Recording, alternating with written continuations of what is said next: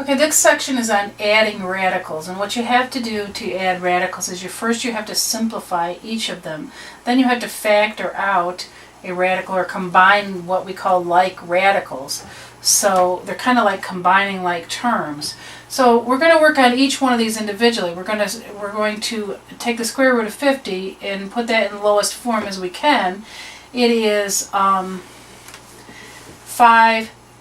25 times 2. Well, 25 is a perfect square, which is 5 times 2. Again, the index is 2, and I'm looking for 2 factors.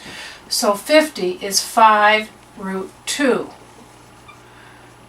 Okay, plus 18 is 3 times 3, which is 9 times 2. And I have 2 factors. My index is 2. I bring out the 3, and I'm left with root 2.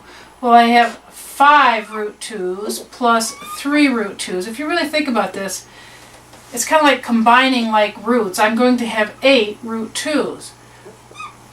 But why is that? Because I can actually factor out a root 2 times 5 plus 3, and now I can combine what's inside of here and get the 8, and because of the commutative property of multiplication, I can put the 8 in front of the radical sign so I don't confuse it with the square root of 28.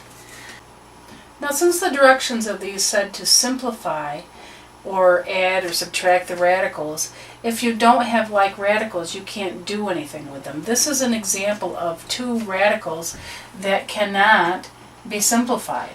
So this is as simple as it gets. You can't add these together because you have to have the same thing inside the root sign. Okay, again, we're going to simplify each one of these. Again, this is 25 times 2, which the 25 is a perfect square, so by now you realize that I can bring the 5, so 50 is 5 root 2, plus 63 is 7 times 9, which is 3 times 3 times 9, so I'm going to bring a 3 out, root 7, and 32 is 16 times 2, which is, the 16 is a perfect square, so I can bring 4 out, and I'm left with root 2 left in. Now, the 2 that I have that are alike are my minus 4 root 2 and my plus 5 root 2.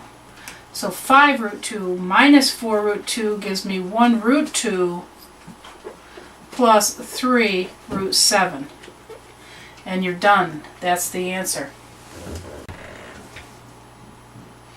Okay, again, we're going to simplify. We're going to actually rationalize the denominators and get these things simpler terms that we can deal with. 27 is 3 times 9. So this one turns into 3 root 3 over root 5 minus, this is just root 3 over root 5. Okay, now I have a common denominator of root 5. I just have 3 root 3's minus 1 root 3 gives me 2 root 3 over root 5. And again, I cannot have this here. That's a no-no. So you're going to multiply by root 5 over root 5 to clear that. And I get 5 on the denominator, which is what I wanted. And I get 15 up here. Well, root 15, 2 times root 15. And I can't take anything else out of the 15. There's no perfect square factor in there. So at this point, you're done. In this particular problem, you might look at this and not know where to go. But what you really want is you want to get rid of something. This has 2 factors of 2 in here. I'd like it to have 3 factors of 2 in here. Then a way I can take it out. So if I took this first number, the cubed root of 4, and I multiplied it by the cubed root of 2 over the cubed root of 2, which is 1, right? I'm going to get the cubed root of 8, which I can take, over the cubed root of 2. Okay? Now, this is plus the cubed root of 1 over the cubed root of 2. Now I have a common denominator. This is 2, and that's 1, so this is 3 over the cubed root of 2.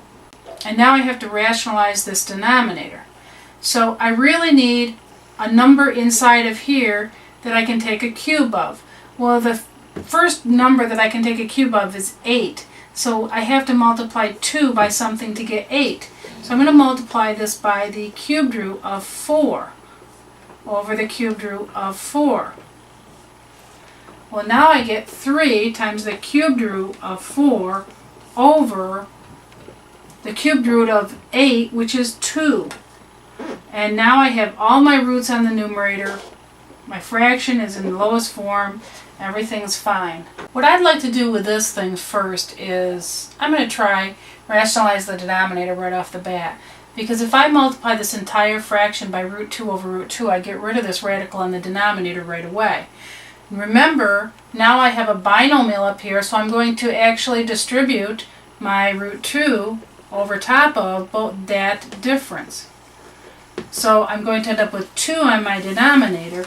Root 2 times root 6 is root 12, which is root, let me show you down here, 12 is 4 times 3, and 4 is a perfect square. I bring it out as a 2, so I have 2 root 3, minus 2 times 24, well, I've got at least 2 2's in there, more than that, because I've got 2 times 24 is 48, which is 4 times 4 times 3, 16 times 3. And I'll have 2 4's in there, of which I can bring 1 out and leave the root 3 in. So I have 4 root 3. Well, now this is just 2 root 3 minus 4 root 3, which will be minus 2 root 3 all over 2. Well, here's where I told you now you can cancel. Divide the numerator and denominator by 2, and you get 1 and negative 1. So this answer ends up being minus root 3.